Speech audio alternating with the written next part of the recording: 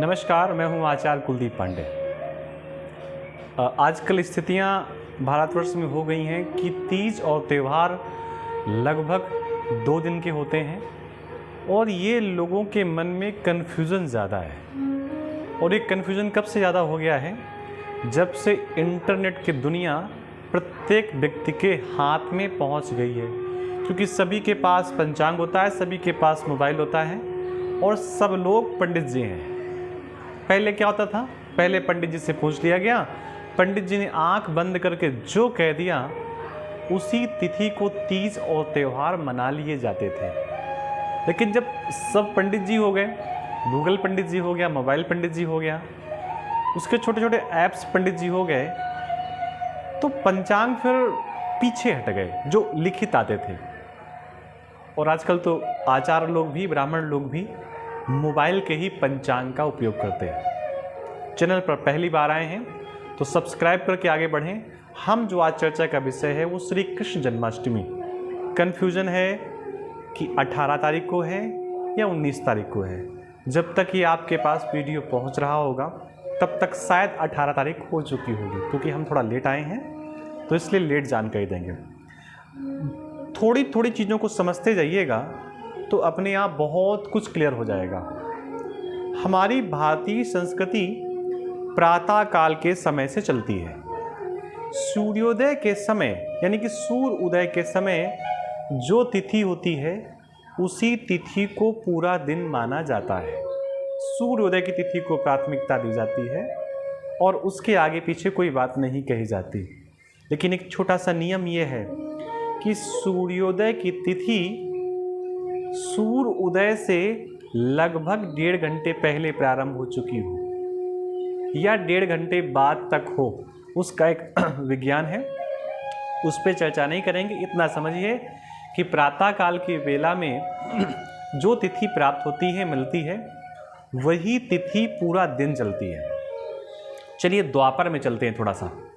द्वापर में जब भगवान का जन्म हुआ था तो महीना वही था, कौन सा? भादव का महीना। पक्ष वही था, कौन सा? कृष्ण पक्ष। और तिथि कौन सी थी? तिथि थी अष्टमी। नक्षत्र था रोहिणी। समय था मध्यरात्रि। लग्न थी वृषभ और दिन था बुधवार। देखिए, ये सब चीज़ें जब एक साथ मिल जाएंगी, बिल्कुल अप टू डेट एग्जैक्ट मिल जाएंगी, तो जिसका भी जन्म मध्याह्न काल में 12 बजे होगा ना, वो भगवान ही होगा। इसलिए सब चीज़ें आपको प्राप्त नहीं हो सकती।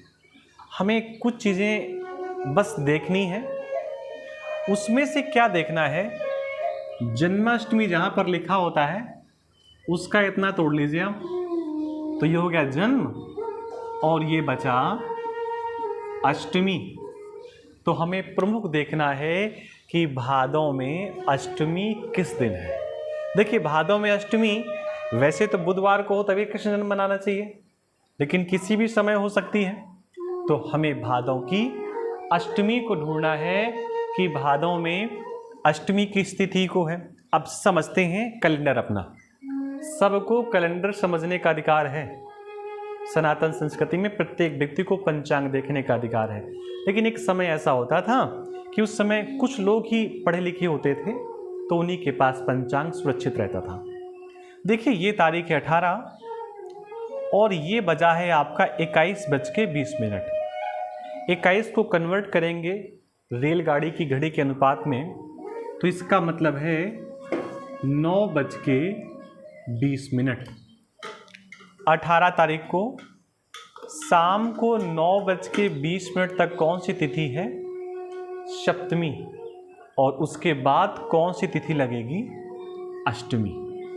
यानी कि जो अष्टमी तिथि है भगवान कृष्ण के जन्म की, वो 18 तारीख को ही प्रारंभ हो जाएगी। लेकिन समय क्या है? रात का 9:20। लेकिन हम तिथि कब मानते हैं? जब वो प्रातःकालीन हो। तो ये तो रात का समय है। अब 18 की रात पूरी हो गई, सुबह आया 19 का सुबह। तो जब 19 का मॉर्निंग आया तो उस समय पहले से ही अष्टमी है। क्योंकि 9:21 से शुरू हो गई है। लेकिन 19 तारीख को जो अष्टमी तिथि है वो कै बजे तक है? 22:58। इसको आप कन्वर्ट करेंगे तो ये आ जाएगा आपका 10:58, यानी कि 12 बजे तक नहीं मिल रही। लेकिन एक शब्द होता है जिसे कहते हैं उदया तिथि।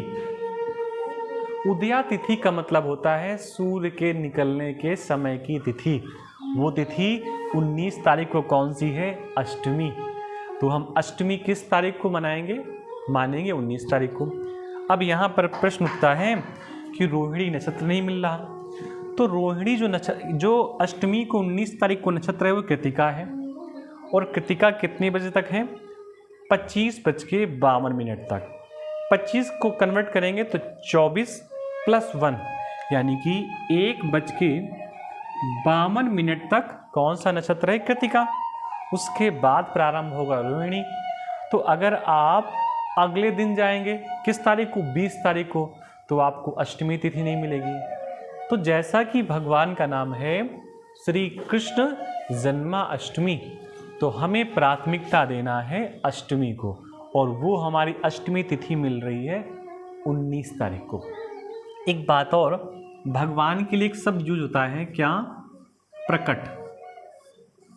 भगवान प्रकट हुए हैं, भगवान का जन्म नहीं हुआ है।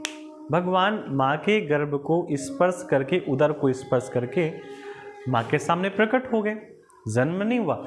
हम लोग क्या करते हैं? हम लोग बाजार से एक खीरा ले आते हैं और उसको काटते हैं, किससे? चाकू से, और फिर भगवान को जन्म देते हैं। थोड़ा सा तरीका ठीक नहीं है, वैदिक नहीं है। भगवान के जन्म का आनंद लीजिए ना। अब कैसे आनंद लेना है? आप रात को मध्याह्न काल, जो रात का मध्य समय है 12 बजे का, उस समय आप आराम से बैठ जाइए, आंख बंद करके बड़े ध्यान से, और चिंतन करिए परमात्मा आपके सामने प्रकट हो रहा है। कितनी भुजाओं के साथ? 4 भुजाओं के साथ। हाथ में शंख, चक्र, गदा, पद्म, वनमाला सब कुछ है गले पे, और भगवान आपके सामने प्रकट हो रहे हैं। उस समय आप भगवान के माता पिता बनने का प्रयास करें। संभव नहीं है, लेकिन कल्पना करें कि भगवान तो छोटे आएंगे ना, तो छोटे जो भी छोटा कोई होगा उसका माता पिता होगा, माता पिता बन जाइए। थोड़ा भगवान से कहिए अपनी 4 भुजाओं में से 2 भुजाएं कम करिए। इस प्रकार आप भी अपनी लीलाएं कर सकते हैं, क्योंकि उस समय जब भगवान का प्रकट हुआ था तब आप नहीं थे, और आज जब वही तिथि मिल रही तो आप तो हैं, हम तो हैं, लेकिन भगवान भी आ रहे हैं, तो हम वो लीलाएं कर सकते हैं। भगवान को पंचामृत से स्नान कराएं। अगर आपके पास शालिग्राम है, लड्डू गोपाल हैं, उसी समय रात के 12 बजे, ये बिल्कुल भी ना सोचे छोटे हैं, ठंडी लग जाएगी, बिल्कुल नहीं। तत्काल स्नान कराइए, गंगा जल से स्नान कराइए, जल से स्नान कराइए, दूर्वा के जल से स्नान कराइए, चंदन लगाइए पीला वाला, रोली लगाइए, वस्त्र पहनाइए, और उसके पहले वस्त्र पहनाने के पहले आप दूध से स्नान कराइए, दही से स्नान कराइए, शहद से स्नान कराइए, पंचगव्य से स्नान कराइए, सारी वस्तु से स्नान कराइए, और फिर वस्त्र पहनाइए, फिर जनेऊ पहनाइए, फिर कलावा पहनाइए, फिर भगवान को कुंडल पहनाइए, और फिर भगवान का श्रृंगार करिए। अच्छा है क्या, आजकल जैसे लोगों के पास धन थोड़ा ज़्यादा है, तो भगवान के लोग बांसुरी किसकी लाते हैं? लकड़ी की नहीं लाते, बांस की नहीं लाते, सोने और चांदी की लाते हैं। आप कल्पना करिए कि जो स्वर आपको बांस की बांसुरी से मिलेगा वो सोने और चांदी की बांसुरी से नहीं मिलेगा। तो थोड़ा सा उस चीज़ को त्यागिए कि हमारे पास संपन्नता है। अगर संपन्नता ज़्यादा है तो भगवान का जन्मदिन है, गरीबों में बांट दीजिए कुछ वस्तुएं, तो उनको भी लाभ मिलेगा, उनको भी लगेगा कि आज भगवान का जन्म है। भाई आप अपने बच्चों के जन्म के समय क्या करते हैं? ढेर सारा धन ही तो खर्च करते हैं अपने रिलेटिव को बुला करके। ऐसा आप कर सकते हैं, सुबह से शाम तक इच्छा हो तो व्रत रहें, अन्यथा ना हो तो प्रयास करें, भगवान आपको देख रहे हैं, शुभ कर्म करने का प्रयास करें 19 तारीख को, और मन अच्छा करें। सुबह प्रयास करें कि प्रातःकाल ही भगवान के दर्शन कराएं।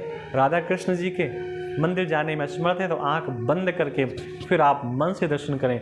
लेकिन जब आप मन से दर्शन करें तो आप अपने बगल के मंदिर के नहीं, राधा कृष्ण के मंदिर के, द्वारिका के, मथुरा के, गोवर्धन के, वृंदावन के, जहाँ भी आप गए हैं और जो छवि आपके आंखों में समाहित है उस छवि का चिंतन करें, उसे ध्यान करें, परमात्मा से प्रार्थना करें कि हमारे जीवन के सभी प्रकार के कष्टों को हरने का प्रयास करें, जैसे आपने अपने माता पिता के कष्टों को हरा है। वीडियो आपको प्राप्त ही हो जाएगा समय से। सब लोग जय श्री कृष्णा बिल्कुल न लिखना भूलें, और सब लोगों को पुनः जय श्री राधे, जय श्री राधा कृष्ण।